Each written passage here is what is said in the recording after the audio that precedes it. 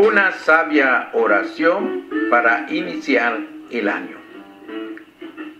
Una frase buena para cumpleaños es: cumpliendo un año menos de edad y uno más de experiencia. ¿En qué nos ocupamos cristianos y no cristianos cuando inicia el nuevo año? Miramos positivamente hacia atrás para ver nuestra trayectoria, de dónde venimos y hacia dónde vamos. Hacemos ajustes para seguir adelante. Continuamos con proyectos inconclusos o iniciamos nuevos proyectos. Para todo esto, cristianos y no cristianos necesitamos sabiduría. Pero una de las grandes diferencias que existe entre una persona cristiana y otra que no lo es la sabiduría de lo alto.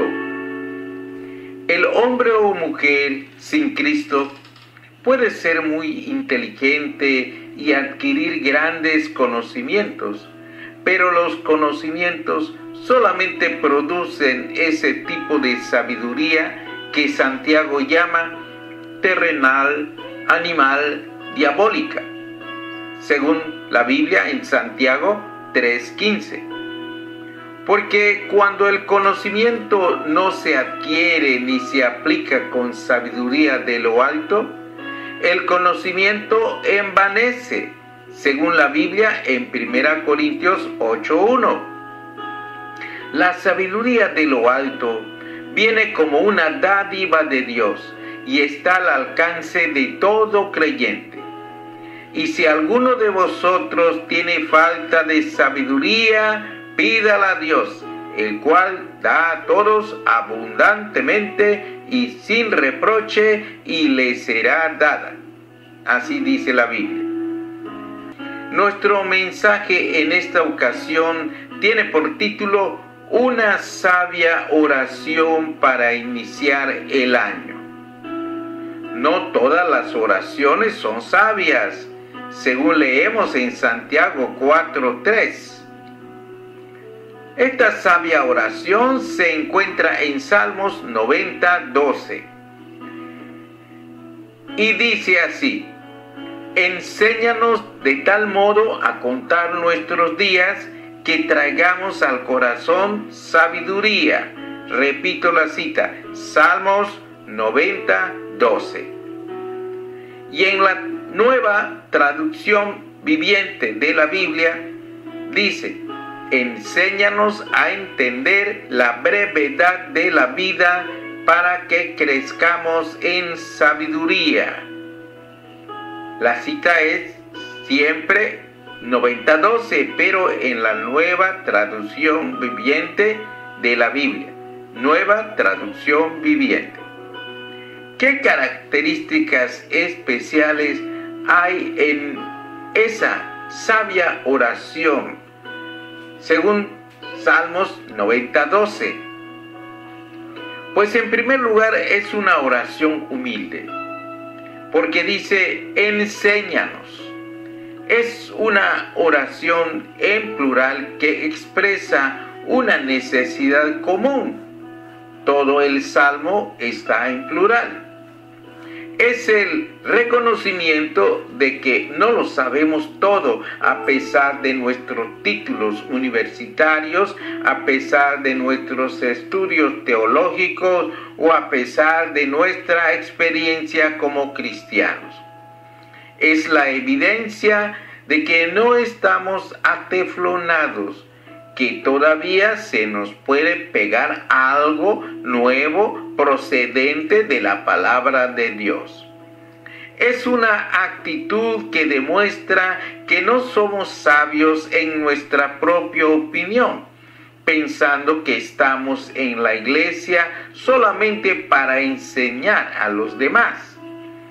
Es una manera de declararle a Dios que dependemos de Él y no de nuestros propios esfuerzos o conocimientos adquiridos. En segundo lugar, es una oración que manifiesta temor de Dios, porque dice a entender. Enséñanos a entender. Este entender significa ver la vida y las cosas de la vida desde la perspectiva de Dios y no desde la nuestra, que está distorsionada a causa de nuestra concupiscencia o naturaleza pecaminosa.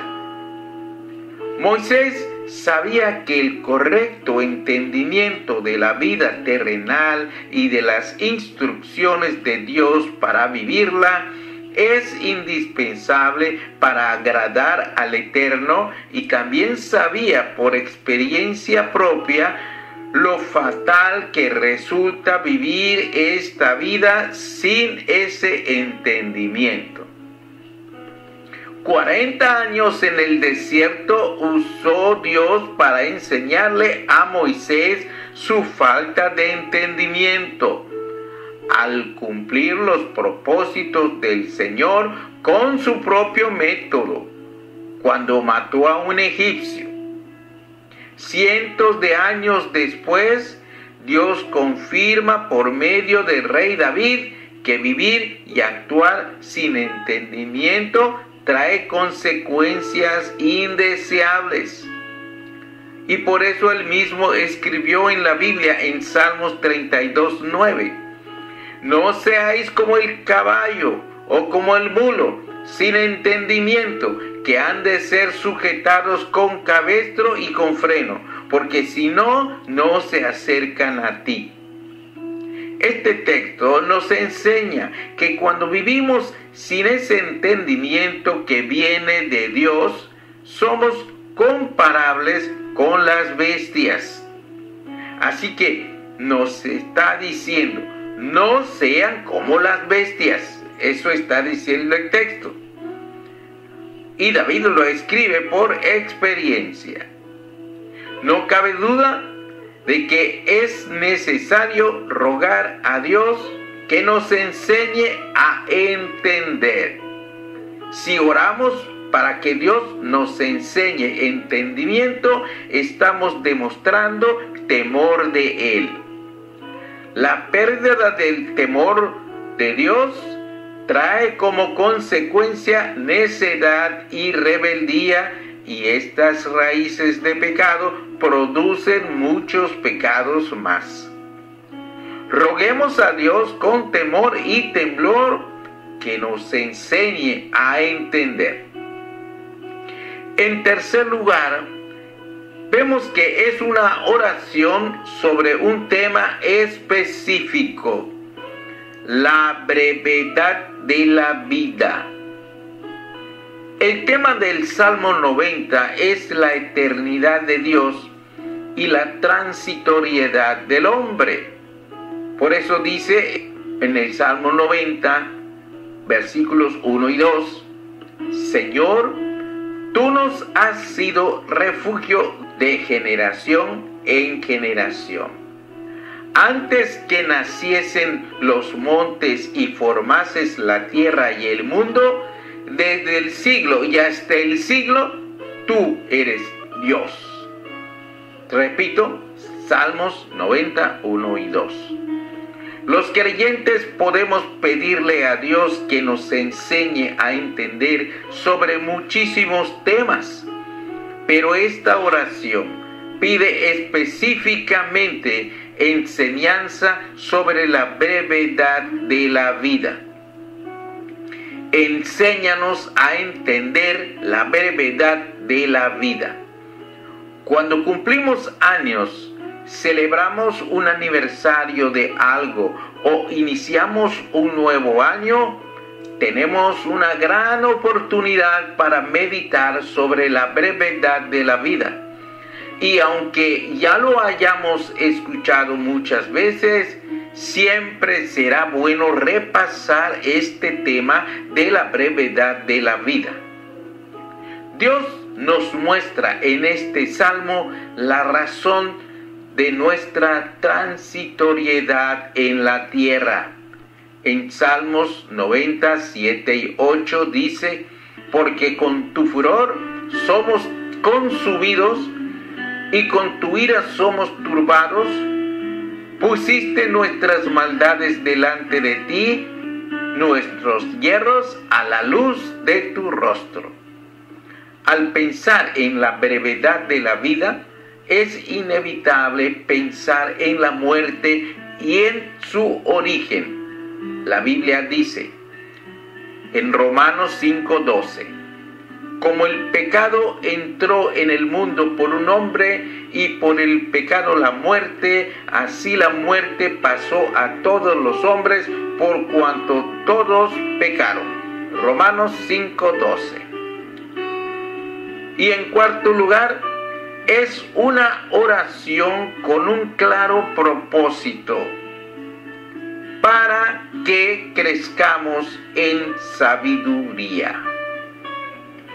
¿Cuál es el propósito de rogar a Dios que nos enseñe a entender la brevedad de la vida?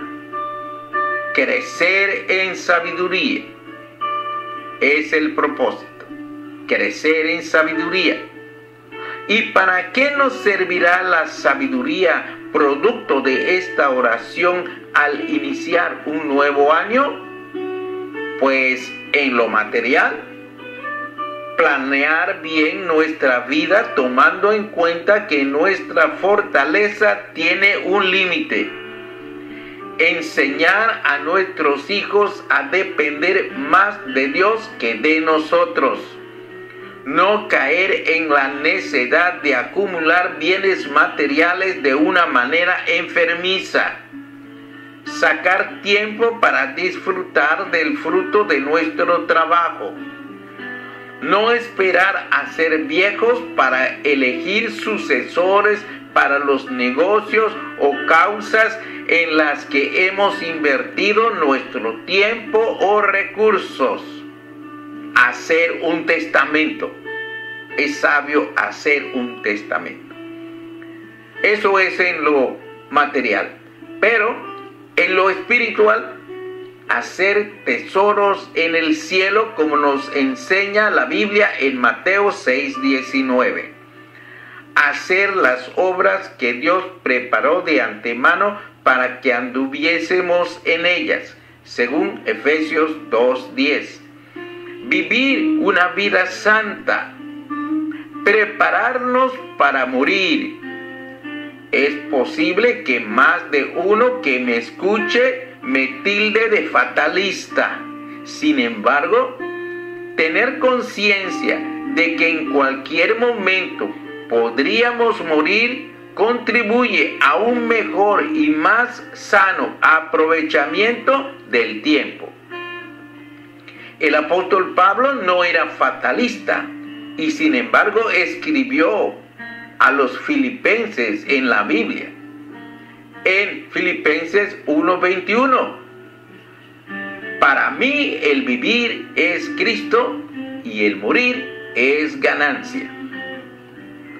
Un artículo sobre un reciente estudio de la Universidad de Missouri en una rama de psicología que busca conocer cómo reaccionan y se adaptan las personas ante el miedo a la mortalidad, encontró que pensar y tener en el subconsciente la idea de la muerte es de beneficio para el comportamiento social de las personas y saludable en la toma de decisiones. Y para ir terminando, vamos a ver una ilustración. El cuento del tonto más grande. Hubo una vez un rey que tenía un bufón, un comediante, para que lo divirtiera, como los reyes suelen o solían tener. Pero este bufón, aunque lo aparentaba, no era tonto, al contrario, era muy inteligente. Había venido pensando sabiamente acerca de los asuntos eternos. Un día, en que su actuación agradó grandemente al rey, su majestad le dio una vara diciéndole: Clarín, aquí tienes una vara que debes guardar hasta que encuentres a un tonto más grande que tú, y entonces puedes dársela. Un día su majestad enfermó y se pensó que moría, y muchos fueron a verlo, y Clarín también fue, y dijo: ¿Qué sucede, majestad? Me voy, Clarín, me voy. ¿Dónde va?, preguntó Clarín. Me temo que muy lejos, respondió el rey. ¿Y va a regresar su majestad? No, Clarín, no creo regresar. Entonces, ¿se quedará por largo tiempo? Para siempre, dijo el rey. Yo supongo entonces que su majestad tiene listo un palacio allá, ¿es así? No, Clarín, no. Pero supongo que ya se ha provisto de todo lo que va a necesitar allá, ya que va tan lejos y no regresará nunca, pues yo supongo que ya ha enviado muchas cosas y se ha provisto de todo con anticipación. No, Clarín, respondió el rey, no he hecho nada de eso que dices. Entonces, dijo Clarín, entonces aquí tiene su majestad, tome mi vara, pues usted es un tonto más grande que yo. En conclusión, antes de hacer ajustes para continuar con nuestra vida, antes de tomar decisiones, antes de iniciar proyectos nuevos, antes de lanzarnos en busca del cumplimiento de nuestros sueños, antes de continuar viviendo para nosotros mismos, antes de seguir comprometiéndonos con este mundo temporal, hagamos sincera y muy conscientemente esta oración. Señor, enséñanos a entender la brevedad de la vida para que crezcamos en sabiduría. Esta es una oración sabia. Es una oración humilde. Es una oración que manifiesta temor de Dios. Es una oración sobre un tema específico. Y es una oración con el claro propósito de crecer en sabiduría. Primeramente, para la gloria de Dios. Y en segundo lugar, para nuestro beneficio.